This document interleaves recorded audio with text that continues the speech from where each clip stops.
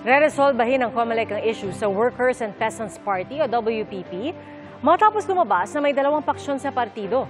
Base po sa hawak nilang dokumento, dalawa ang nag-file ng authorized signatory para sa partido.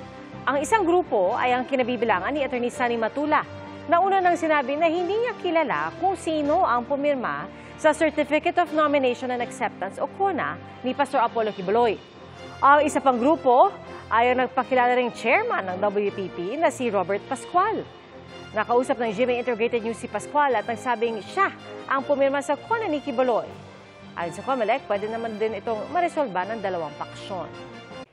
Mga kapuso, sama-sama tayong maging saksi. Mag-subscribe sa GMA Integrated News sa YouTube at para sa mga kapuso abroad, samahan niyo kami sa GMA Pinoy TV at sa www.gmanews.tv.